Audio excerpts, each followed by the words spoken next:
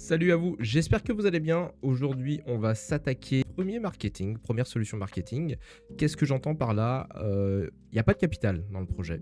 Le seul capital qui est en jeu pour financer le projet, c'est ma source de revenus principale en tant qu'auto-entrepreneur. Sur ce financement, sur ce salaire, vient la rémunération de Dorian, l'illustrateur principal, le seul actuellement du projet Etheron. Et il faut absolument s'équiper, s'armer d'un game designer. Il est grand temps de le faire. Et pour ça, il faut trouver des solutions de financement. Il faut trouver un moyen de générer de l'argent pour le réinvestir dans le projet. Donc c'est même pas une solution pour gagner de l'argent pour moi. On en est clairement pas là, pardon. C'est vraiment dans un souci d'investir et d'accélérer la croissance, ou plutôt d'accélérer le développement, on ne parle pas de croissance pour le moment, autant pour moi, donc d'accélérer le développement d'Etheron en vue de pouvoir sortir du concret. On veut du papier, très rapidement. Pour ce faire, j'ai plusieurs axes stratégiques à vous présenter. Alors ça ne sort pas que de mon cerveau, c'est aussi un échange que j'ai pu avoir avec ChatGPT, du sourcing auprès d'autres industries, et donc là où est une grosse partie finalement de mon travail, ça va être au niveau de la veille et de savoir ce qui se passe dans d'autres industries. Ça peut être l'industrie de la mode, ça peut être l'industrie du jeu vidéo, ça peut être l'industrie du bonbon, ça peut être beaucoup de choses. Mais voilà, mon travail finalement, c'est de chercher des solutions ailleurs pour pouvoir les adapter et voir si ça peut matcher avec l'ambition d'Etheron. Donc je vais vous présenter un petit peu ce qu'il en résulte de ces discussions. L'échange que j'ai pu avoir avec ChatGPT notamment, ça s'articulait autour de cette question. J'ai besoin que tu m'aides à optimiser mon capital de départ à minimum x2 de manière récurrente, ça chaque mois. Cette solution doit pouvoir être effective dans un créneau maximum de 2 à 3 mois. Je lui ai donné une temporalité pour pas qu'il puisse s'étendre à des stratégies beaucoup trop longues. Donne-moi des axes, un plan et explique-moi en détail comment m'y prendre. Donc ça, c'est le prompt. Il se réfère au document que je lui ai envoyé, puisque c'est un agent GPT. Donc je lui ai envoyé un certain nombre de documents, savoir où on en était sur le projet. Lui donner finalement notre horizon et l'objectif d'Etheron. Puis lui expliquer un petit peu... lui donner un maximum finalement de détails sur le projet actuellement. J'ai eu la chance du coup d'avoir plusieurs tarifs par exemple de la part de différentes usines à travers le monde pour la production, ce qui va lui donner une tarification claire et un budget à atteindre pour pouvoir activer ce levier d'impression. Donc il sait qu'actuellement ce n'est pas envisageable et qu'il va falloir passer par des étapes pour pouvoir y arriver. Il connaît le salaire de chaque personne, de chaque intervenant au sein du projet, de la quantité du travail qu'il peut fournir, du nombre de jours qu'il va travailler, etc. Donc ça, je ne l'ai pas eu comme ça. J'ai dû passer par des phases, à savoir du recrutement, enfin plutôt des visios afin de savoir qu'est-ce qu'ils pouvaient apporter au projet, comment ils vont pouvoir travailler et pour combien. Donc c'est un échange, et ça prend du temps de savoir tout ça. Et derrière, ça permet de rencontrer des personnes, de créer des affinités, de savoir effectivement quelles personnes sont sur la même longueur d'onde que vous et quelles personnes croient au projet et peuvent vous accompagner sur le long terme. Parce que l'objectif pour moi, c'était d'être accompagné par des personnes sur le long terme. De ça, il va me répondre tout un tas d'arguments qui sont plus ou moins pertinents, que je vais vous citer pour la plupart d'entre eux. Plan en 3 axes spécifiques. 1, il va me parler d'une monétisation douce et immédiate, contenu plus produits dérivés. Voilà. C'est-à-dire qu'il me conseille de créer des produits, commencer avec du print on demand, ce qui effectivement, techniquement, va me permettre de ne pas faire de stock, de créer une boutique, de faire simplement le pont, d'appliquer des designs qui sont déjà préexistants car il y a déjà une direction artistique en place, il y a déjà des visuels de créer pour les cartes. Maintenant, il va falloir certainement refaire des designs si jamais on veut vendre des produits pour pas avoir les mêmes personnages. En tout cas, moi, ça me pose problème. Si jamais, par exemple, on fait des vêtements, bon, j'ai pas forcément envie qu'ils aient le même design que celui des cartes. Donc voilà, peut-être que je me trompe, mais là-dessus, je suis pas convaincu. Ce qui me conseille en tant que merchandising, c'est donc avec tes persos actuels, des t-shirts, des tapis de souris, des sleeves, des mugs, enfin bref, tout ce qui peut se vendre en print on demand. J'avoue, je suis pas tellement chaud sur tout ce qu'il a cité. Il me parle de NFT ou de cartes digitales animées. Bon, je suis pas chaud là-dedans, je switch. Pas envie de me faire strike direct et de mettre dans la catégorie ok, c'est bon, on t'a vu. Ok, ils me disent que je peux utiliser, pas de stock, pas de gestion lourde, ok.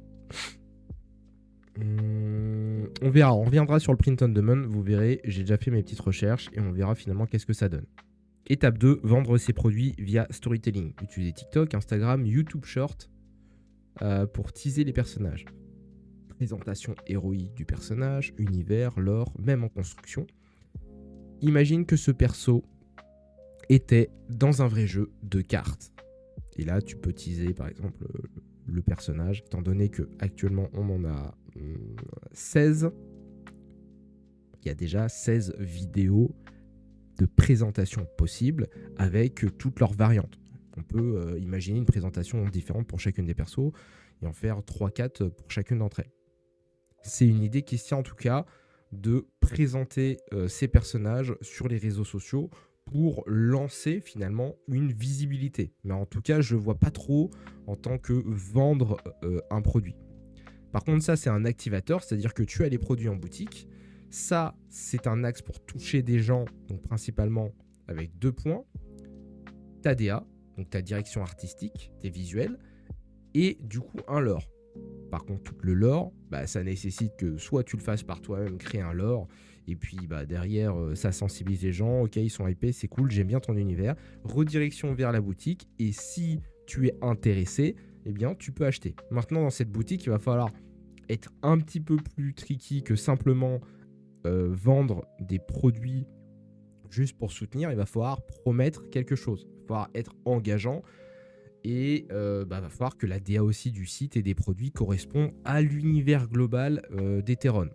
Donc c'est pas simplement un site et c'est pas simplement un site de POD. Il va falloir que les gens comprennent que c'est pour aider le projet et que c'est pas pour du financement direct.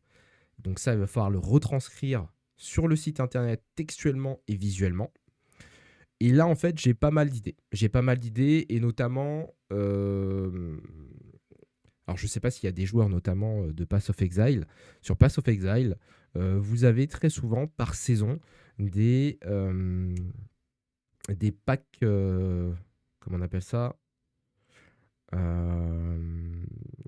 des packs fondateurs, même sur les nouveaux jeux finalement. Dès qu'il y a un nouveau jeu qui sort, vous avez accès à des packs fondateurs. D'accord ?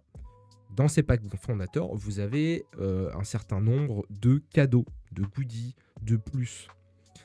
Et on pourrait imaginer un fonctionnement similaire, donc il faudrait adapter à notre univers, un peu comme finalement un Kickstarter, mais qui ne serait pas sur Kickstarter. Donc ça serait un pré-Kickstarter, et ça nous permettrait effectivement de faire avancer les choses. Donc ça comprendrait un certain nombre de choses, il va falloir créer des bundles, et il va falloir surtout délivrer quelque chose, plutôt que simplement vendre un produit.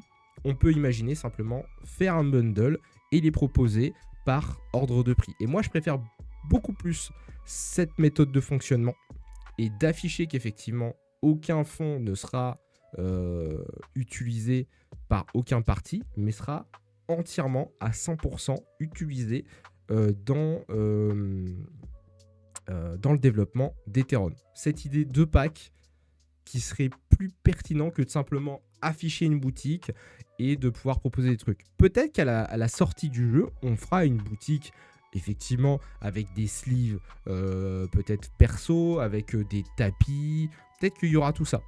Pour l'instant, je ne sais pas. Mais en tout cas, pour l'heure actuelle, je n'ai pas envie de faire une simple boutique random qui sort de nulle part. Non, faut que ça ait un lien direct avec le jeu. On clôture cette partie de produits dérivés. J'ai aussi d'autres idées, notamment proposer des exclus avec par exemple, je sais pas, des posters un peu quali, tu vois, et des visuels uniques du lore. Donc c'est-à-dire que on peut imaginer jusqu'au lancement du Kickstarter, on proposerait un rythme régulier. Alors je ne sais pas si c'est tous les mois, tous les 2 mois, je ne sais pas encore. Un visuel unique, donc ça peut être un poster. Je pense que ça sera un poster, parce que voilà, on garde ce truc de papier, carte, etc. Et vous pourrez donc l'acheter un peu à la manière d'un display. Pour ceux qui connaissent, ceux qui font les tableaux en métal. Alors je suis pas sûr que ça sera en métal parce que sinon ça coûterait beaucoup trop cher. Ça vous coûterait beaucoup trop cher. Déjà nous, à produire, à acheter, ça coûte très cher. Et si jamais on doit marger dessus, parce que oui, il va falloir marger dessus pour se dégager quelque chose et réinvestir notamment dans les postes qui permettront de développer Ethereum. Donc il va falloir qu'on se garde une marge. Et c'est ce qui finalement fait votre contribution au projet. C'est la marge et aussi garder cet ADN Ethereum de jouer sur l'exclusivité et des séries limitées. Parce que oui, bon voilà, je fais un petit teasing, il y aura beaucoup de ce genre de phase dans le projet d'Ethereum, de ce genre d'action sur Ethereum. C'est dit, ça se trouve 10 personnes vont regarder cette vidéo, c'est ça qui est rigolo, et peut-être que dans 5 ans, tout le monde cherchera des petites easter eggs dans les vidéos Ethereum ou sur d'autres plateformes, si ça a commencé comme ici sur d'autres plateformes, en nom propre par exemple.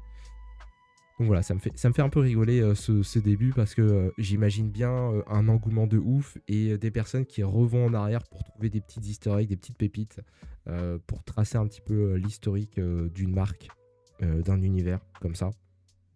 Voilà, on poursuit. Marketing et contenu immersif dès maintenant. Créer une audience monétisable rapidement. Tu n'as pas besoin d'attendre d'avoir 80 cartes, c'est un peu mon objectif. C'est d'avoir entre 80 et 100 cartes pour me dire ok, on a closé la première saison et on peut concevoir du coup un lancement Kickstarter. 3 formats de contenu, TikTok, YouTube Short, que tu peux lancer dès cette semaine. Des vlogs animés, tu montres l'évolution d'Ethereum, les illustrations, les choix de design. Voici comment, c'est un exemple, hein, voici comment on crée un héros d'un nouveau jeu de cartes. Donc là, c'est ce que je dis à Dorian à chaque fois, je dis filme-toi, filme-toi, filme-toi, filme-toi. Alors des fois il oublie, là en ce moment il est en transition, il est en déménagement, il s'est acheté une machine un petit peu, une machine de guerre pour pouvoir bombarder, et ça va surtout lui être utile dans une autre phase que je ne peux pas vous présenter actuellement et dont je ne peux pas teaser. Aujourd'hui, j'ai reçu ces 3 nouvelles cartes du dessinateur. Bon, là, easy, pour l'instant, un seul dessinateur. Et là, je pourrais vous les présenter physiquement. Ça va être très huge. Mais je pourrais aussi vous présenter ma réaction quand je l'ai. D'ailleurs, ce soir, j'ai un call de présentation de deux nouvelles cartes, des cartes éveillées. Et j'ai trop envie de me filmer. Et j'espère que moi, mon PC ne va pas planter. Pour que vous ayez finalement ma réaction live. C'est ma réaction live, quoi. Je tire des gueules des fois, je suis choqué parce que c'est magnifique, c'est vraiment fou. Ok, on passe au suivant. Donc il y avait les devlogs animés, caractère spotlight, donc focus sur un personnage, son animation, sa construction, son design, son lore. Avec un son bien stylé pour l'accompagner. Là, je pense surtout, tu sais, à une présentation un peu à la LOL quand il présente un nouveau personnage. On analyse finalement le personnage en entier, voilà. Voici héroïne de feu, voici ses pouvoirs, tu la verrais dans quel deck, etc.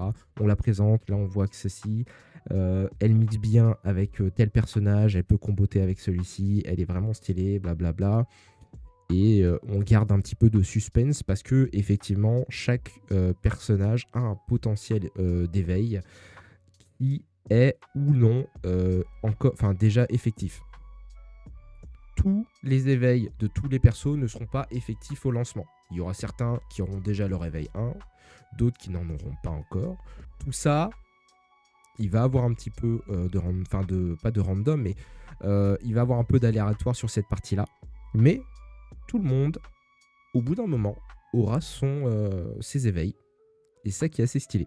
Ça fait un potentiel aussi de rétention, de pouvoir te dire, ok, moi je kiffe ce personnage, je kiffe visuellement celui-ci, je kiffe sa mécanique, j'ai trop hâte de voir son éveil 1. Et une fois que tu as son éveil 1, j'ai trop hâte de voir son éveil 2. Et de voir, je sais pas, son bonus ajouté, son talent ou un truc, ou que sais-je. Je dis ça parce qu'on n'a pas encore le gameplay, donc du coup, ce que je vous dis là sur le talent, etc., c'est hypothétique. Mais par contre, j'imagine qu'il y aura un peu de vrai là-dedans. Devlog animé, caractère spotlight, quiz interactif. Donc tu ouvres un booster Heteron, lequel de ces cartes tu veux avoir. Donc ça c'est des shorts, hein, c'est des vidéos très short. Mais bref, ça fait beaucoup de visibilité. Bizarrement, en tout cas, avec le peu de vidéos que j'ai déjà sorties, ce sont les shorts qui ramènent le plus 1 de visibilité et d'abonnés, bizarrement. Peut-être que une fois que la chaîne va prendre, ce sera l'inverse qui va avoir un meilleur effet, donc qui va permettre de créer une fanbase plus engagée. Voilà. En même temps, là, on parle vraiment du développement du projet avec une grosse transparence. Faites voter la communauté, engagement, ouais, effectivement. Quelle carte tu préfères? Là, notamment, je vais faire une vidéo au niveau du logo. Donc, vous allez voir, je vous le tease pas. Mais abonnez-vous si ce n'est pas déjà fait, justement. Comme ça, vous n'allez pas louper mes vidéos et vous me ferez extrêmement plaisir à m'aider au référencement de cette chaîne. Donc, si ce n'est pas fait, abonnez-vous et on reprend la vidéo. Ok, l'objectif de cet axe 2, finalement, c'est d'augmenter la portée, tester mon marché et teaser sans vendre directement le jeu. C'est-à-dire que on fait de la visibilité. Vous savez à travers ces vidéos qu'il y a quelque chose qui se prépare, qui est en développement. Et donc, ok, je garde un œil, je m'abonne parce que peut-être que ça va être intéressant dans le futur. Donc, c'est un peu l'idée. Axe 3, préparer le vrai modèle économique avec un MVP jouable en ligne. Alors ça, on n'y est pas encore parce que ça nécessite effectivement un gameplay sur une base de cartes qui est déjà faite. Bref. Donc un MVP, c'est quoi? C'est Minimum Viable Product. Donc c'est un produit, un jeu en l'occurrence, qui a les fonctionnalités principales qu'on attendrait de lui pour pouvoir y jouer. Il n'est pas parfait, il n'est pas polish, il y a simplement des interactions très classiques, ce qu'on pourrait retrouver finalement en physique, hein, ni plus ni moins, sans animation, sans fioriture, etc. Tabletop Simulator est un excellent outil pour pouvoir le faire. Visuellement, c'est pas extrêmement beau, ce n'est même pas très beau, mais par contre, c'est fonctionnel. Et ça permet effectivement d'adapter et de corriger des axes de gameplay qui seraient trop cheatés ou qui seraient pas suffisamment forts. Bref, ça permet d'équilibrer le jeu. Plus les cartes actuelles, donc ceux qui sont déjà créés, gameplay simplifié, pas besoin d'un jeu finalisé, tu fais une version alpha light, tu peux même la publier en accès privé à ta commu Discord. Effectivement, la commu Discord, ça va être un focus incessamment sous peu. Objectif, créer un système de fans ambassadeurs. Et là, effectivement, je suis d'accord avec lui, 10 à 50 personnes, c'est suffisant au départ pour pouvoir avoir des retours, surtout si c'est des personnes qui jouent, qui consomment et qui font des retours constructifs. Ça, c'est extrêmement important. Lancer un Early Access Patreon qui permet donc de financer, par exemple, donc ça peut être un accès au jeu Tabletop Simulator, un contenu exclusif, carte digitale animée mensuelle, enfin bref, il peut avoir pas mal de choses. Et là, on peut encore revenir, on peut faire un mix avec ce qu'on a vu au départ, avec la boutique. On peut faire un truc vraiment sympa avec la boutique, un pont, voir comment on va fusionner les deux. Donc on peut donner accès à une communauté et c'est pour ça qu'il ne faut pas faire rentrer tout le monde au départ, uniquement ceux qui sont prêts à donner du feedback. Des gens qui sont prêts à être constructifs dans l'early access, c'est extrêmement important pour pas finalement attirer les personnes qui vont vouloir eux le plus rapidement les cartes physiques. Non, il faut construire quelque chose de fonctionnel qui plaise et qui fonctionne déjà, c'est très important. Une fois qu'on a cette base là, ouais, on peut aller chercher les personnes qui sont là pour uniquement le visuel, pour l'opening, etc. Mais dans cette phase-ci de test, on ira chercher les personnes qui correspondent le mieux à cela. Tu peux demander par exemple 5 € par mois, suffisant, tu vois, pour 5 membres. Ça fait, bon, bah, on va dire 500 balles, mais bon, il y aura les intérêts de la plateforme, etc. Mais en soi, voilà, s'il y a 100 membres, 500 balles par mois, bah, ça paye finalement déjà un peu la partie du game designer. Voilà, ça correspond peut-être à un jour par semaine de taf pour le game designer, ou 2, en fonction de l'accord que lui et moi, on aura eu, que vous ne connaîtrez pas, que vous ne connaîtrez pas sur la tarification. Donc 500 € par mois en récurrent qui augmente au fil des mois. Voilà, l'objectif c'est de faire gonfler ça. Et comment on fait? Eh bien, à travers des vidéos, en parler, montrer, parler, montrer. Et ça sera mon rôle avec celui des collaborateurs. De toute façon, plus on va avancer, plus on va faire de vidéos, plus on va faire de présentations, plus on aura du concret à vous présenter, et plus ça sera engageant pour une plus grosse partie d'entre vous.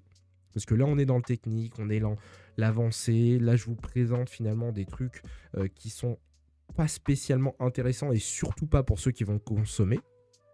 Par contre, pour tous ceux qui sont dans cette phase de ouais, ça pourrait être intéressant de créer un TCG, ou je sais pas comment on fait pour créer un TCG. Oui, ça peut être intéressant. D'un point de vue entrepreneurial, cette partie intéressante. Et pour les personnes qui se diraient bah ouais, non, mais ils ont focus thune. Non, les gars, non. On essaye de le faire vraiment phase par phase. N'oubliez pas, il n'y a aucun capital de départ pour ce projet. Il n'y a pas de contact dans le milieu. On connaît personne, je connais personne. Il a fallu tout faire step by step. Tout ça, ça prend beaucoup de temps. Et on y est obligé de mettre le temps lorsqu'on n'a pas les fonds. C'est comme ça. C'est une condition sine qua non, comme on dit. Semaine 1 à 2, designer 2 visuels de perso pour lancement Print on Demand. Donc lui, il me dit de recréer et plus de les utiliser comme précédemment.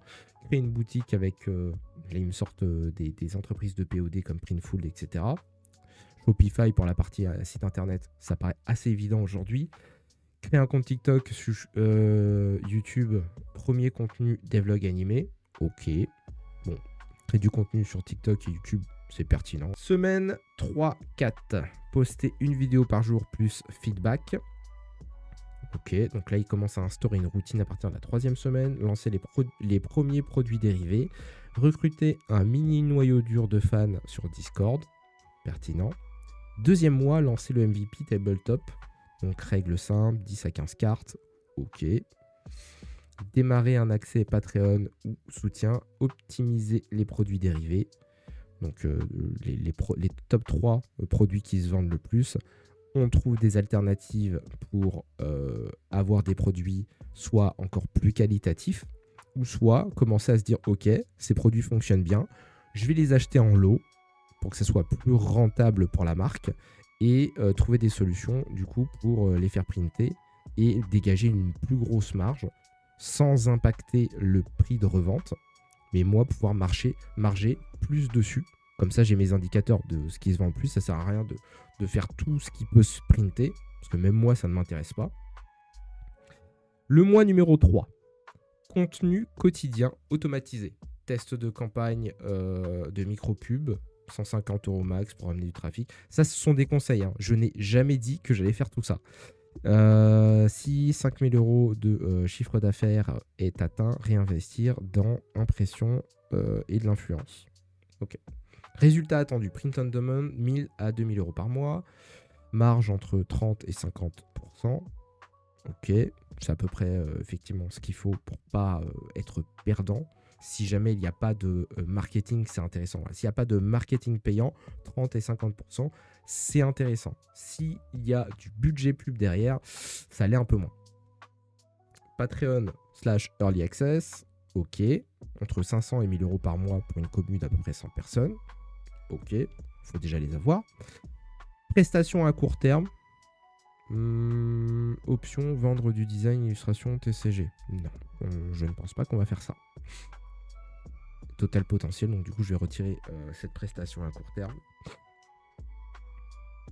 Tu vois, ça pourrait être genre, là, il part en mode agence. Genre, tu as tous les pôles qui a finalement lancé un TCG. Donc, tu as l'illustrateur, tu as le scénariste et tu as le game designer. Donc, ça veut dire que les gens qui n'ont pas ces personnages-là dans leur équipe peuvent faire appel à tes services pour pouvoir justement commencer à créer leur TCG. Donc ça peut être intéressant si tu fonctionnes en modèle agence justement pour les personnes qui veulent créer leur TCG.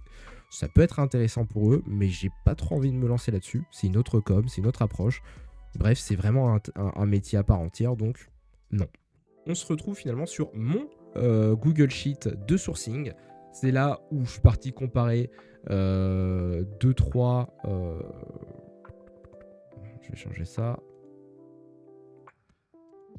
2-3 services de POD, donc du print on demand. Et on va aller chercher quelques produits qui peuvent graviter, qui peuvent se vendre avec du print de Ethereum, à savoir donc des posters. Donc là, on est sur du papier, on reste logique. Là, on a un papier encadré en bois. On a un lot de 10 cartes de vœux. Donc là, on va dire que c'est des mini posters, voilà. Album photo à couverture souple. Donc là, c'est un book. Donc le book, ça va être surtout pour les artworks. Ça, c'est intéressant. Je sais qu'on en avait déjà parlé avec Dorian. Et ça, on peut clairement le faire. Je trouve ça super intéressant d'avoir les débuts, le petit livre avec comment ont été faits les personnages, peut-être un peu de lore. Je ne sais pas si dans ce premier book, il y en aura. Mais en tout cas, voilà, c'est Focus Artwork sur ce bouquin. Donc, peut-être que ça pourrait intéresser des personnes de s'ouvrir à l'ADA, au monde, à l'univers d'Ethereum, comme ça. Suite à capuche, voilà, très simple. D'ailleurs, je pense que moi, je vais m'en acheter un. Je vais en acheter un pour tous les collaborateurs de l'équipe.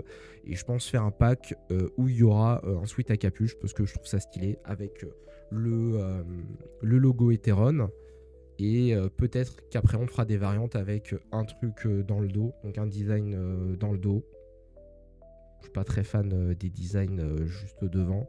Un design dans le dos, peut-être un design au niveau de la manche. À voir quelles sont les possibilités. Mais voilà. Ça, coque de téléphone. Alors la coque de téléphone, moi il m'en fallait en fait, c'est très con. J'ai plus de coque sur mon téléphone. Je me suis dit franchement pourquoi pas, d'un point de vue en fait visuel.